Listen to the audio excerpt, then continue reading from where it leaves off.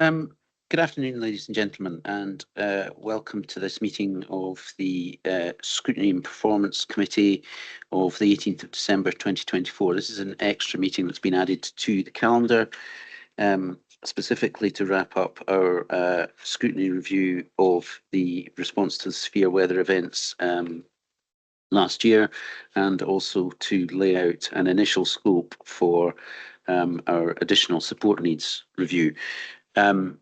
There, just for the benefit of the recording, there has been a glitch with Teams, which means we're not able to broadcast this live, but the recording will be uploaded to the Council's YouTube channel as usual shortly after the meeting.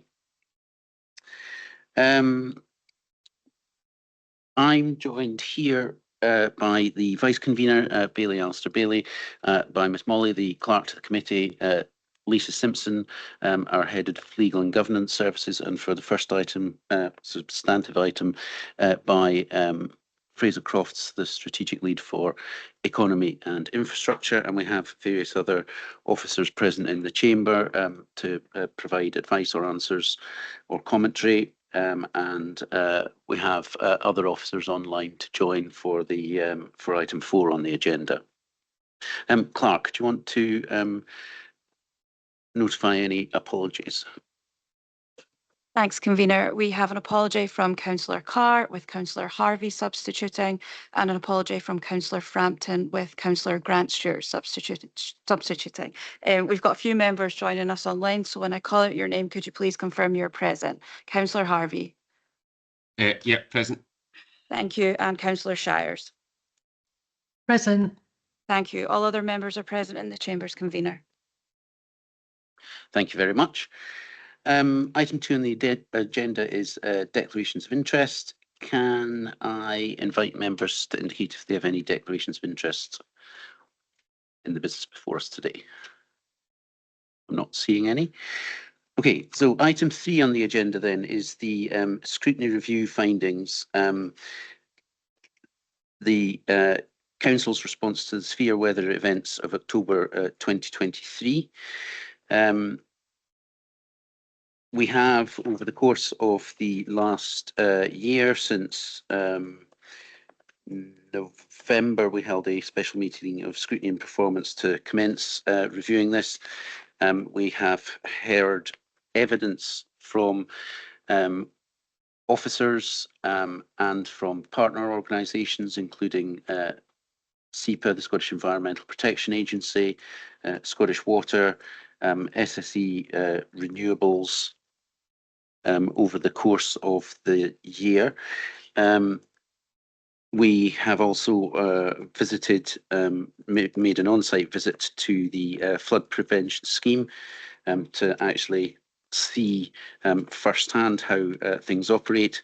And more recently, we held a workshop to pull together what we believe the main findings are.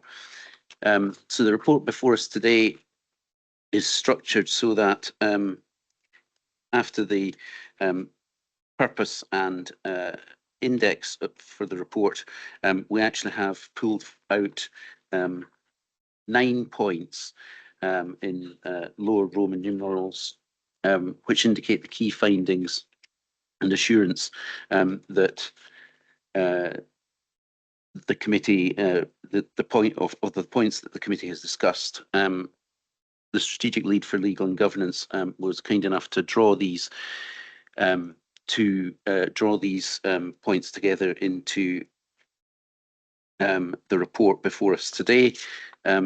We've set out the scope of the review and the review process and a timetable of when the events were and what we actually discussed at each meeting.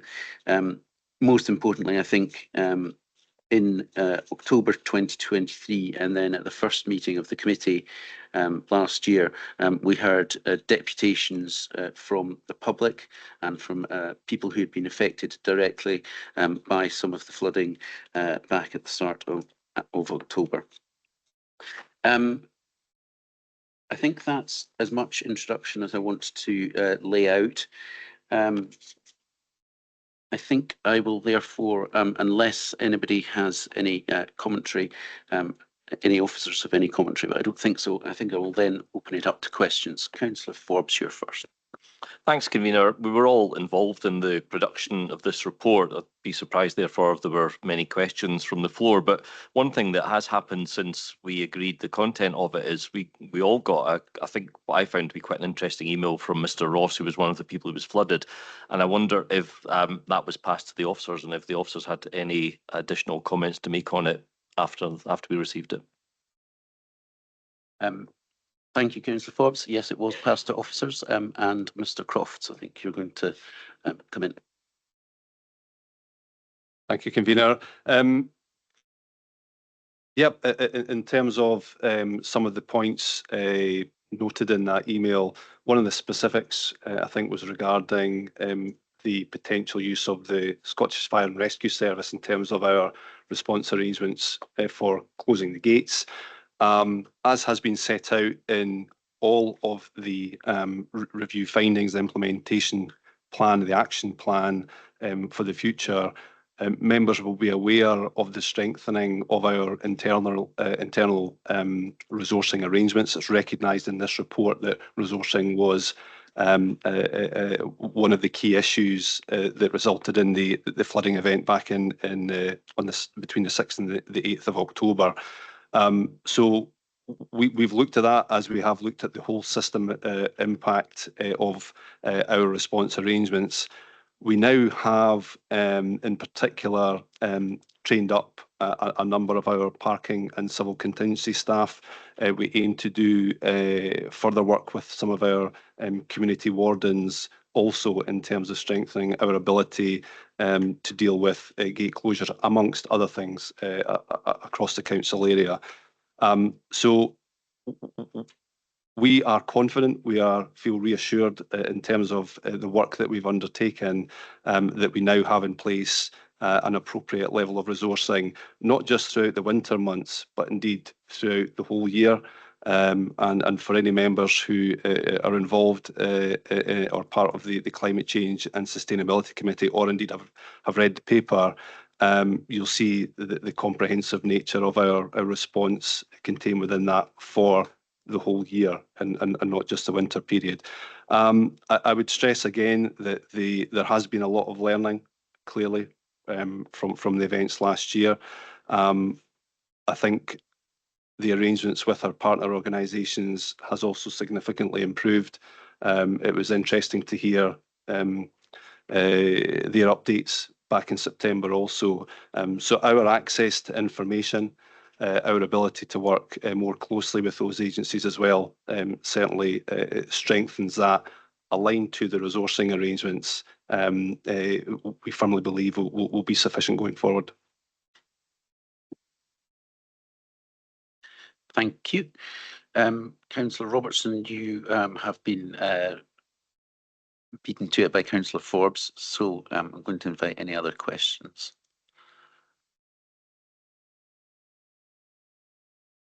No. Okay, do we have any comments on the report?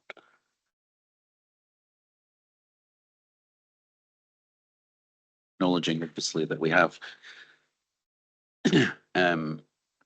had extensive discussion on this, both online and offline. Councillor Forbes. Thanks, Convener. I think it's very reassuring to see this report. I remember way back at the start, the Chief Executive did apologise for the issue that was caused. I think nothing that we say or do will give people who were flooded back the property that they've lost or the stress that they've gone through. But I'm certainly confident from the time I've spent involved in this is that we have put everything we can into it. I think we've accepted where things went wrong. I think as a council, we've learned from the things that went wrong, and we've got a clear plan to make sure that that never happens again. I don't think any of us can sit here and say that there'll never be a flooding incident in Perth again, but I do think that the issues that were caused on that occasion have been resolved and will not be coming back to haunt us again in the future. It doesn't take away from the stress and the issues that were caused to the people who were flooded, obviously. I think there's a lesson here for us as elected members as well. I think as elected members, I think we're expected to be seen at these events. And I recall, convener, a few years ago when you and I both turned up in Alyth when there was a flooding incident. You there as a local representative, me as the convener at the time. And yes, as you rightly reminded me, I was assaulted by a member of the community who saw me as the face of the council and wasn't very happy. But I publicly criticised the administration at the time for not really having anyone on site when this was happening. I know Councillor Ahern was there for most of the day dealing with his constituents. I think we have to remind ourselves that we're there to be the face of the council to the people who've elected us. We're not there to get in the way of the trained officers who are there to do their jobs, but I think we need to show a face at these things. And I'm sure for any events of this scale that come along in the future, the local representatives will make a point of being there. Thank you. Thank you. Vice Convener. I think to add to what Councillor Forbes said there, it's been a long journey, and it's good to see this report coming out. And we have, I think, hopefully explored every nook and cranny with regard to these incidents within this scope. So it's been good, and I wanted to also thank the officers for the hours, if not days, they've put into all this work. I think it's good as well because it's showing that as a council we are able to scrutinise and hold ourselves to account. Many of you will remember the days after the flooding incident where all sorts of theories, conspiracy theories, I might call them, were circulating online. One of the more interesting ones I heard was that the council had perhaps deliberately left the floodgates open in order to protect Smeaton's Bridge from being overwhelmed. So, but it shows that it takes a lot of work and a lot of digging, a lot of effort to put a pin in what the actual cause of these things is. And I'm happy that this report puts a pin in that and has given us numerous areas where we can improve to avoid repetition, because that, I think, is the point of scrutiny, of making sure that we not only point at the problem, but that we also propose solutions and help others with ensuring those solutions are actioned. So thank you, everyone involved. Thank you. Councillor Allen. Thank you, Convener. I'd just like to mirror the comments that have been made by both my colleagues who have spoke just already. It's quite sad that we're sitting here today having had this experience. I think I'm quite glad that I've been part and parcel of trying to find the solution, and hopefully we've implemented that. It would appear on the face of all that I've read that we have got ourselves into a far better place. Only disappointment I have is that the only person who was present on the day, Councillor Ahern, is quite disappointed that he has not been asked for any input. But other than that, I think we've done quite well. Thank you. Thanks. I think we did hear from Baillie Ahern. He was substituting on a couple of the meetings, so certainly the learning from those meetings has been incorporated. Councillor Well. Thank you, Convener. I welcome this report and the efforts to really get to the bottom of what happened and to look to put in place procedures and processes to ensure we minimise the chances of it happening again.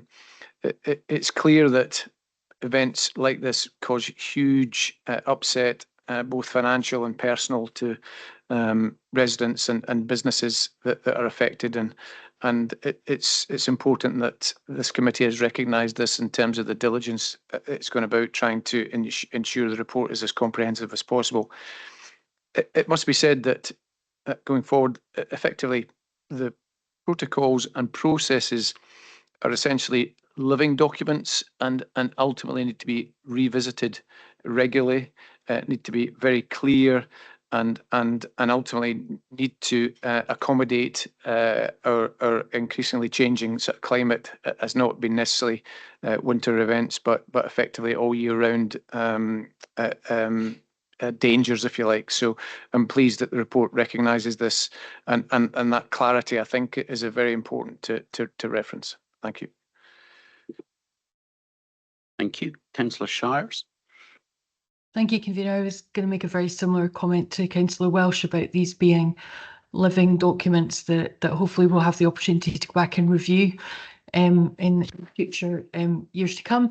And also just to comment about the willingness of our partners to be involved in the scrutiny process. I think those sessions were really helpful in informing our understanding about how it all knits together when these incidents happen. So that was my points. Thank you. Thank you very much. Are there any other comments? I think I would just like to then sum up by saying that as the Vice Convener was indicating, I think it's important that the Council is able to undertake these types of scrutiny reviews and to learn lessons from events such as we saw last October. I think it's been very helpful as a process to go through, and I'm pleased as well that the committee has been able to contribute in a way by putting additional recommendations over and above the officer recommendations, and that we've now seen those implemented. So things like moving to the year-round weather after the first meeting. We also made a recommendation to finance and resources to make funding available for community resilience groups. And it's great to see in particular that the number of community resilience groups has increased from, I think it was 10 to 56. Yep. And rising, I'm reliably informed. I'm not going to go through all of those recommendations or the key findings, but I think there are the first two of the conclusions and recommendations are particularly worth emphasising. That as a committee, we want to thank officers, residents and representatives from local businesses, SEPA, Scottish Water, SSE Renewables and other elected members for their input into this review process. But most firmly to put on record our thanks to all those residents and community resilience groups who responded to severe weather events, and to all residents and communities who step up to help their neighbours in time of need. Can we agree the report? Thank you very much. We'll move on now to item 4, which is an outline scope for the additional support needs review. The Vice Convener is going to lead discussion on this item on the agenda.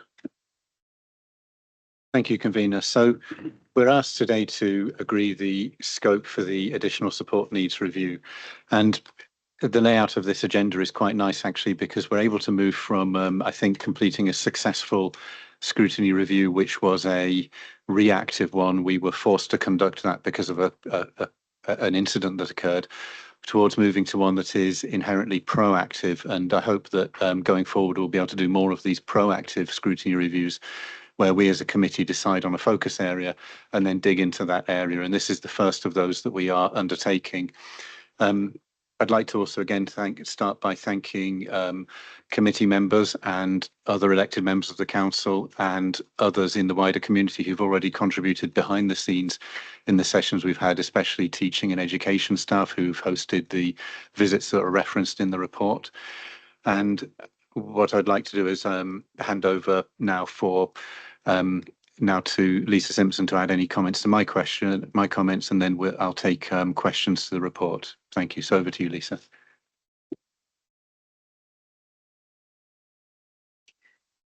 Good afternoon, councillors. This really is just a summary of some of the work that we've been doing in the workshops that we had, and trying to set out, not confirming the scope, but reaffirming the scope of the ASN review in terms of what will be taken forward next. In terms of any detail, we do have officers from the Inclusion Service, so Fiona Mackay is here, so I think there's not really much more that I would add other than we're setting out here the scope and what the next steps are. And that's going to be a full report coming in January, but obviously there is an opportunity here at this meeting to enhance that or add other bits in. Thank you. First question to Councillor Robertson. Thank you, Vice Convener.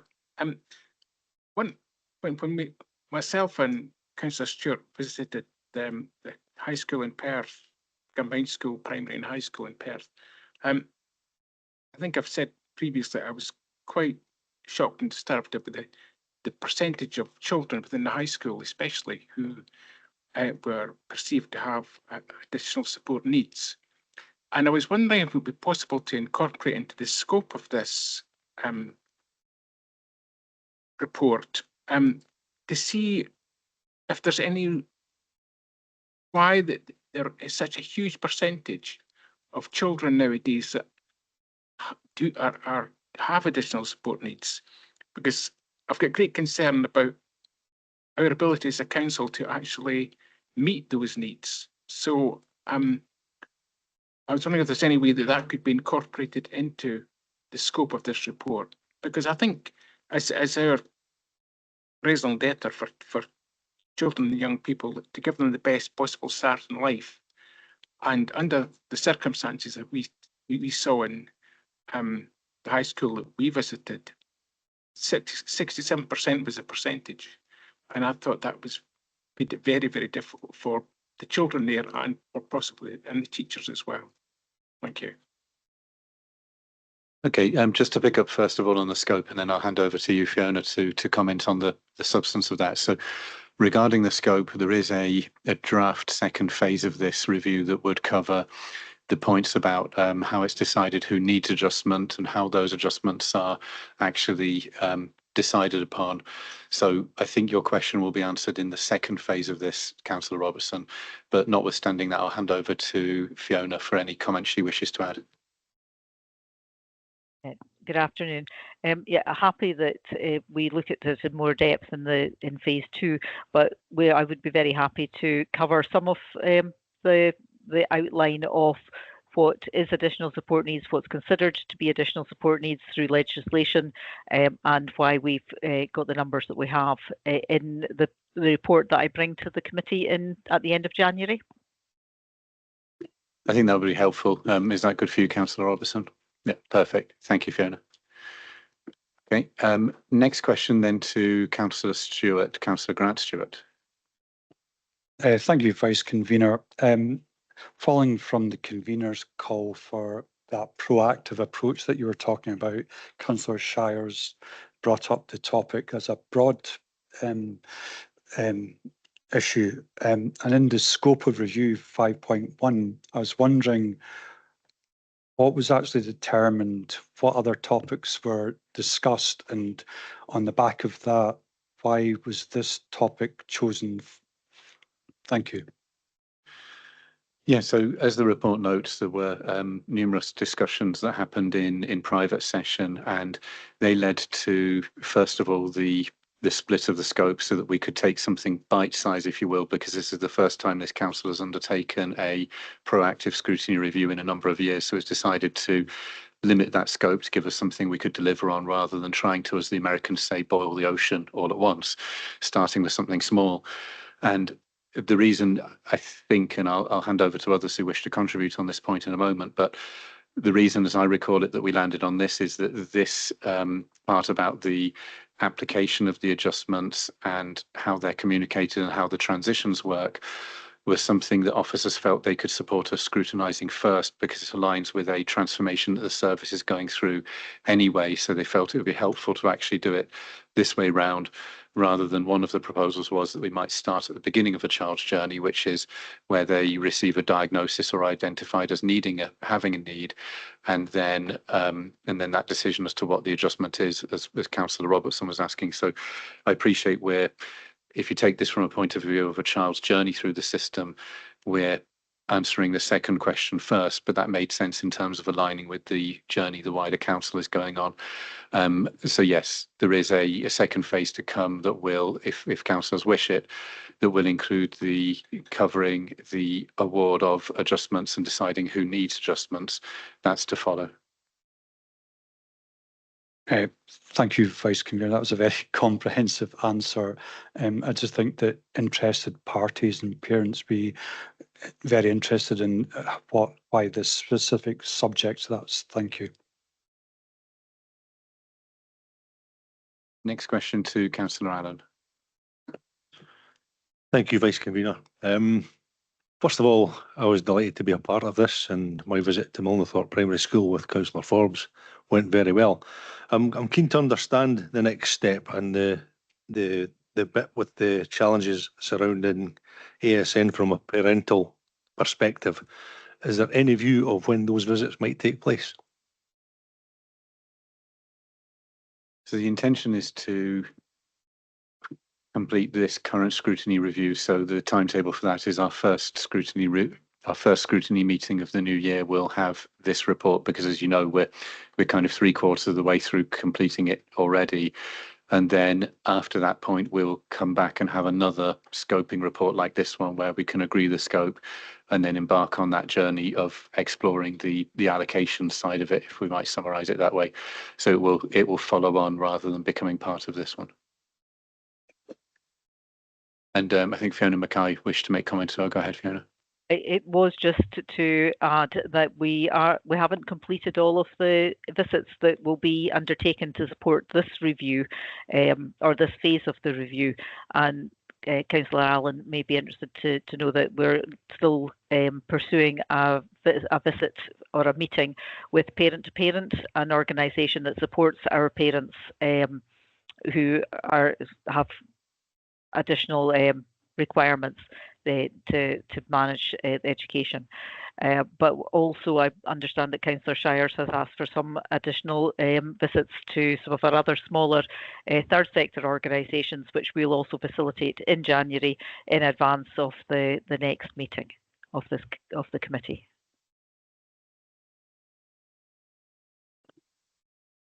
Thank you, Fiona. Any follow-up, Councillor Allen, or is that okay? Perfect. Councillor Forbes, the next question. Thanks, Vice Convener. Just following on from Councillor Robertson's question, as you may remember, when we had our workshop, one of the concerns I had was that the number of people with ASN is just going up and up and up and up and up. And if you take that to its logical conclusion, then everybody will have some kind of ASN need. I wonder if Fiona could confirm that when her answer to Councillor Robertson's question would apply, that we may be able to look at that when we get to that stage of this process. Go ahead, Fiona. Sorry, could I just confirm, are you asking around the reasons behind additional support needs and why there might be a rise? Yes, and I think also the definition of ASN, which I'm assuming is not within the control of Perth and Kinross Council, I assume that lies elsewhere. But is that something that we'll be able to talk about and explore at the next stage? We certainly, in the January report and presentation that we provide, we will look at the legislation, which is what sets out additional support needs for us. I think that perhaps the question about identification of need probably sits with phase 2, as Bailey indicated at the beginning. That would be a separate part of a separate part of the review, the overall review, that we would take place separately once we've concluded this section.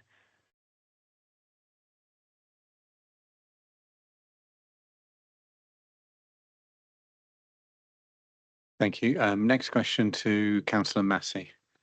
Thank you, Vice Convener. I think this is a follow-on from Councillor Robertson and Councillor Allen. Was it Allen? I think it was, yes. Contained within the report, what I would like, and I don't know if this is possible, is what ASN, what each pupil needs.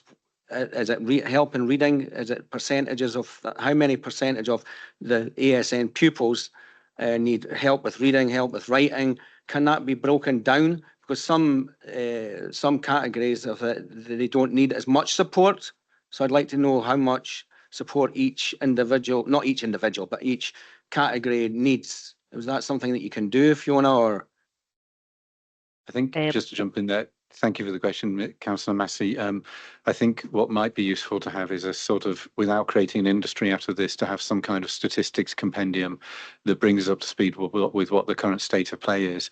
And I think it would be great to have that in the scope. So Fiona, is that good for you? Yes, I think we can look to bring that at the next meeting as well.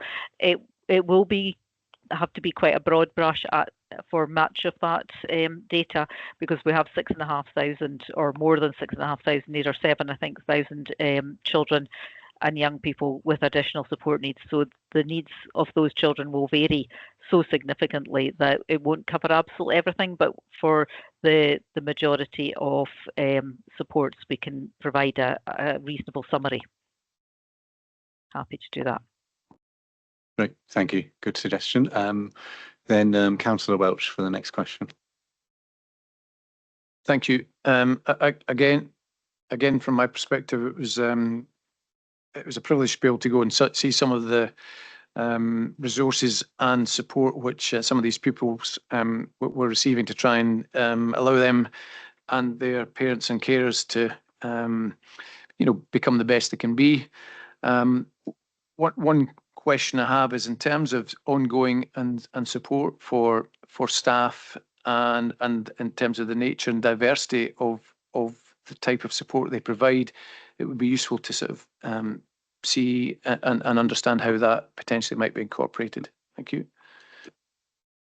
Fiona, any comment? In terms of how supports for staff in terms of well-being or in terms of training? To clarify both, because I think both, are equally pertinent because of the nature, of the role that they're delivering. Thanks. Yeah, we can cover some of that in the report as well, and also there might be other opportunities to bring in some feedback directly from staff members in terms of how they feel that they're supported. I'm happy to do that. Thank you. Okay, any further questions?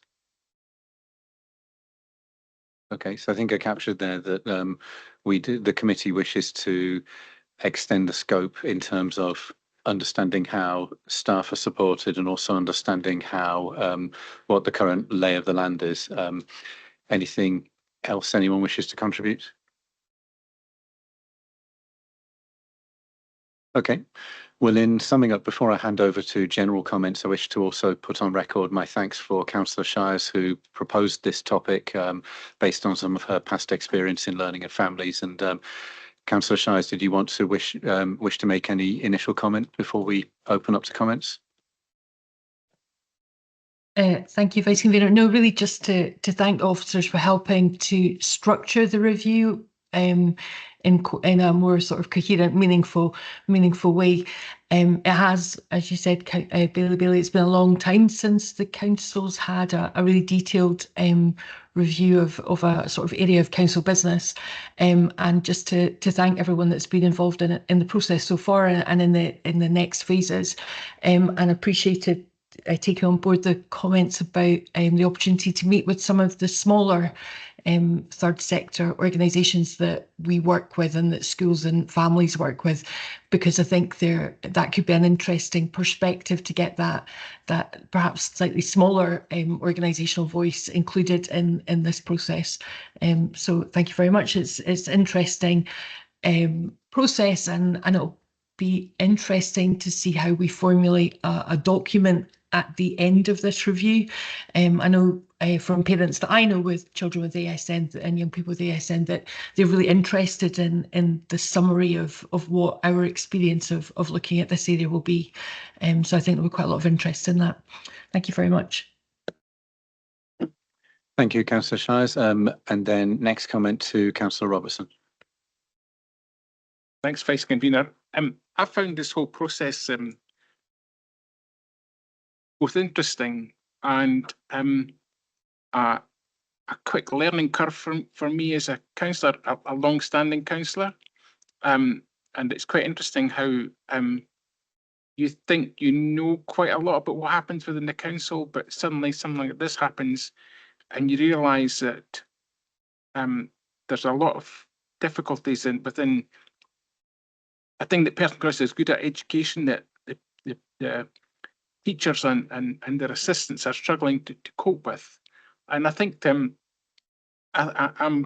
really pleased that Councillor Shires has suggested this as a a topic for the Scrutiny Committee, and I think hopefully we can make a big difference and help to ensure that our young people get the best from their years in education.